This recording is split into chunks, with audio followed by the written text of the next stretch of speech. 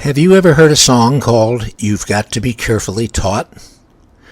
It was part of the 1949 Broadway musical South Pacific. He's born in you. Then why do I feel the way I do? All I know is I can't help it. I can't help it. Explain how we feel, Joe. I'm sorry, Emil. What makes her talk like that? Why do you have this feeling, you and she? I do not believe it is born in you. I do not believe it. It's not born in you. It happens after you're born. You've got to be taught to hate and fear. You've got to be taught from year to year. It's got to be drummed in your dear little ear. You've got to be carefully taught. You've got to be taught to be afraid of people whose eyes are oddly made and people whose skin is a different shade. You've got to be carefully taught. You've got to be taught before it's too late, before you are 6 or 7 or 8, to hate all the people your relatives hate. You've got to be carefully taught. You've got to be carefully taught. If you haven't heard it before, it may be a bit of a shock, but Rodgers and Hammerstein were absolutely sincere in their effort to oppose prejudice, and I think their effort helped change many hearts. I wonder if Elizabeth Arnack knows that song. I wonder if it helped inform her own feelings about people and acceptance. She and her company, Lizland Films, produced Hidden Kisses, you know. In a manner of speaking, they are singing the 2016 version of You've Got to Be Carefully Taught. Let's examine the movie. Bruno's family is a perfect place to start. At the dinner table, they talk about their day's activities and their concerns for tomorrow. Pretty ordinary, right?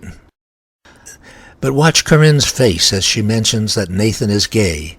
Watch her face and listen to her inflection as she allows that having a gay son must be very hard on the family. And even though he doesn't understand what gay means, Theo is soaking up every word, every nuance of expression. Soon enough, his own attitude will be shaped. How can a family's point of view be changed? One way is for a widowed father to find his only son beaten bloody by a gang of homophobes. A son who tearfully told his father after their mother died, "Don't worry, Dad, we'll get through this together," and who has faithfully shoulders his half of the sorrow and hardship. Suddenly the issue becomes crystal clear. There is love and there is death. And Stefan embraces his gay, loving son with all his heart. The school. The movie looks closely and shows us the deep fissures in the school milieu. Half the students are male homophobes who shriek at the thought of being called gay. The female students, by and large, have more sexual savoir-faire, and many even find the subject humorous.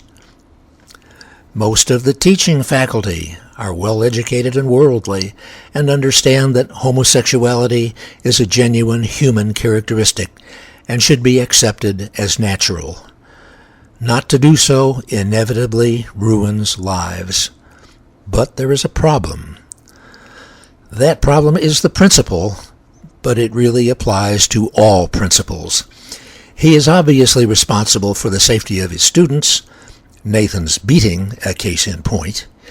He also has an implied duty to provide leadership in promoting community values and causes. But his most difficult problem is parents. The principal has experience dealing with irate parents who want to complain about something. It's always unpleasant, but he understands that the worst thing he can do is to win an argument with a parent. His job depends on goodwill.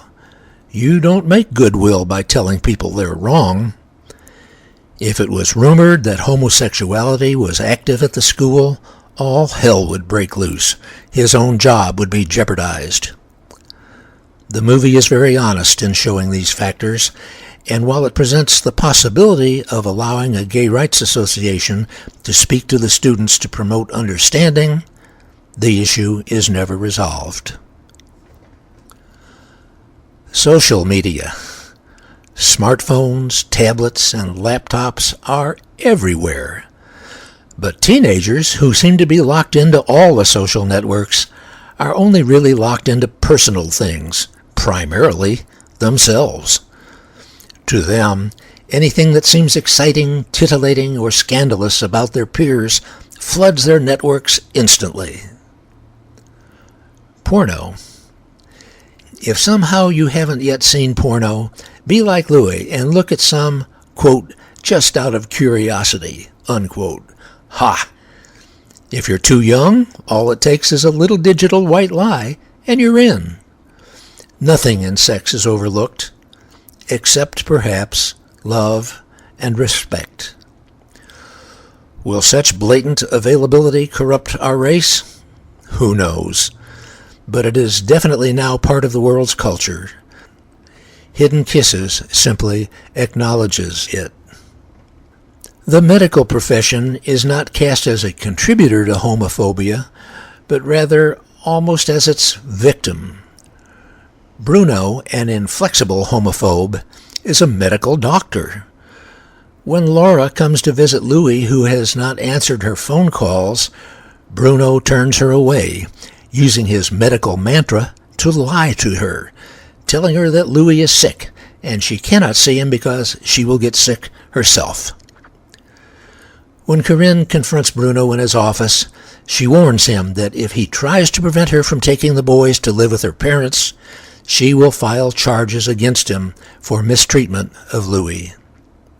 He had better consider the potential damage to his professional reputation.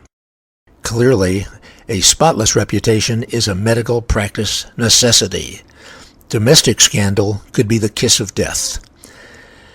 And so we see that the stain of homophobia can and does rub off unexpectedly, even to the police. When Stefan, a police captain, first realizes Nathan is gay, he begins to suspect that his fellow policemen are contemptuous of him.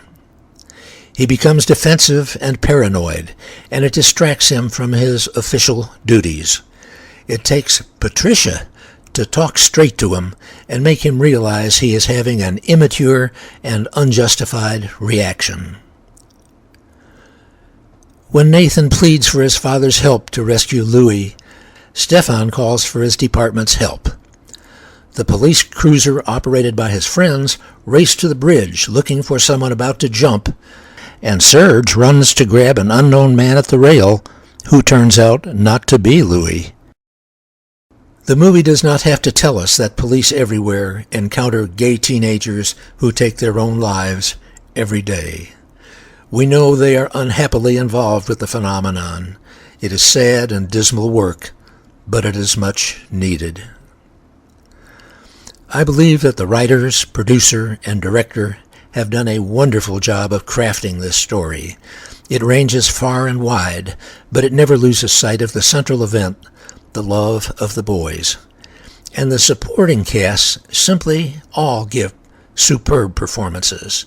But I must give my greatest praise to Berenger Enso and Jules Uplin for delivering performances that break the heart, then mend it again with joy.